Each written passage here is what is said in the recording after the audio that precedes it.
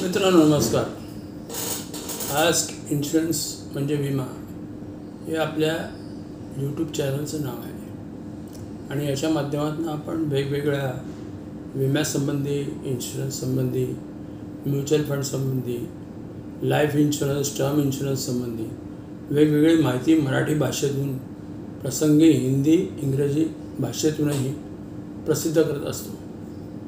याच अनुषंगाने आपण आज जो विषय बघतो आहे तो आहे 15, 7, 5, 3 आणि 1.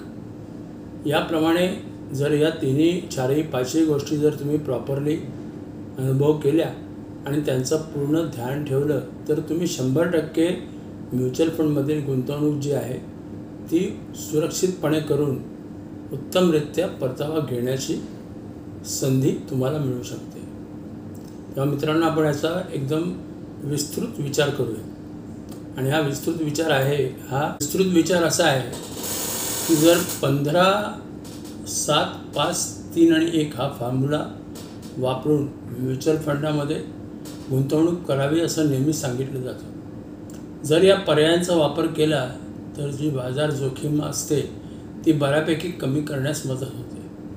आज आपण पाहणार आहोत की हे पर्याय कसे काम करतात व या पर्यायांचा वापर करून म्युच्युअल फंडात गुंतवणूक कशी होते व इच्छित उद्दिष्टांची पूर्तता कशी करता येते.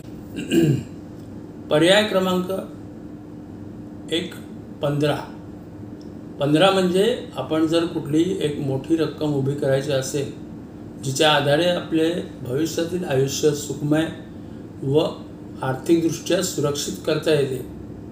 जसे आपणास कधी 1 कोटीपेक्षा अधिक रक्कम जर उद्दिष्ट म्हणून साध्य करायचे असेल तर दरमहा किमान 15,000 आणि 15 वर्षापर्यंत लगातार गुंतवणूक आपल्याला केली पाहिजे. म्हणजे जो मिळणारा परतावा आहे तो परतावा आपल्याला आपलं उद्दिष्ट पूर्ण करून देऊ शकतो. अर्थात या कालावधीत गुंतवणूक जी 15 वर्ष आहे ती 15 वर्ष सलग करणं आवश्यक आहे. आणि आपण जर वेगवेगळ्या प्रकारच्या फंडांचा पूर्वानुभव तक्ता बघितला तर त्या तक्त्यामध्ये तुम्हाला असं दिसून येईल की अशा पद्धतीची जी उद्दिष्ट आहेत 1 कोटी, 1.5 कोटी ही उद्दिष्ट सहज पूर्ण झालेली आहेत. तेव्हा हे पूर्ण करण्यासाठी आपल्याला 15 हा जो आकडा आहे तो नेहमी लक्षात ठेवला पाहिजे. दुसरा आकडा आहे 7 वर्ष. सर्वसाधारणपणे असं सांगितलं जातं की कुठल्याही म्युच्युअल फंडामध्ये जर उत्तम रीतीने आपल्याला स्थिर व्हायचं असेल आणि आपली आर्थिक गुंतवणूक चांगल्या प्रकारे वाढवायची असेल तर किमान 7 वर्ष तरी लगातार आपण गुंतवणूक करत राहिली पाहिजे. आणि आपली जी समजा आपण एक रकमी गुंतवली असेल तर 7 वर्षापर्यंत ती स्थिर असली पाहिजे. तिसरा पर्याय आहे 5 वर्ष.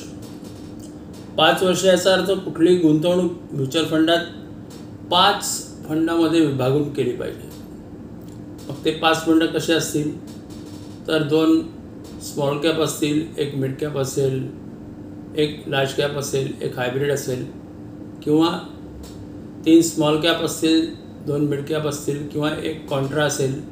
अशा पद्धतीचे वेगवेगळ्या फंडांचं मिश्रण करून जर आपण आपली गुंतवणूक केली तर ही सर्व गुंतवणूक जी आहे ती आपल्याला आपल्या उद्दिष्टांच्या पूर्ततेसाठी फार चांगल्या पद्धतीने मदत करते व याची सरासरी जी येते ती सरासरी आपल्या उद्दिष्टांची पूर्तता करण्यासाठी सफिशियंट असते किंवा उपयुक्त असते. आणि त्यामुळे आपण म्युच्युअल फंडामधली गुंतवणूक करताना अशा पद्धतीने मिक्स कन्सेप्शन वापरून आपण गुंतवणूक केली पाहिजे. त्याच्यानंतर तिसरा पर्याय 3 म्हणजे असा आहे की म्युच्युअल फंडात बरेचदा पहिल्या, दुसऱ्या, तिसऱ्या वर्षी खूप चांगल्या पद्धतीचं परतावा जो आहे तो मिळतो असं पाहण्यात येतं. आणि मग अशा वेळेस आपल्याला एक मोह होतो. मोह म्हणजे आपल्या मनामध्ये अशी चलबिचल होते की आता बरीच आपली रक्कम वाढलेली आहे तेव्हा आपण आपली रक्कम काढून घेऊ. आणि बरेचदा अशा वेळी रक्कम काढून घेतली जाते आणि म्युच्युअल फंड बंद केला जातो किंवा पहिल्या 3 वर्षात खूप मेजर लॉसेस सहन करावे लागतात. म्हणजे सारखा बाजार खाली पडत जातो आणि आपली रक्कम जी आहे ती गुंतवलेली रक्कम कमी कमी होताना आपल्याला दिसते. आणि आपल्याला एका क्षणी असं वाटतं की आता आपली संपूर्ण रक्कम संपून जाईल आणि मग आपण घाईघाईने ती रक्कम अतिशय कमी दरामध्ये आपण ती रक्कम परत घेण्याचा प्रयत्न करतो. आणि इथं आपण जेव्हा की खरी गरज आहे की अशा वेळेस आपल्याला अधिक पैसे त्या फंडामध्ये टाकण्याची गरज आहे, पण आपण ती गोष्ट न करता आपण घाईघाईने ते पैसे काढून घेण्याचा प्रयत्न करतो.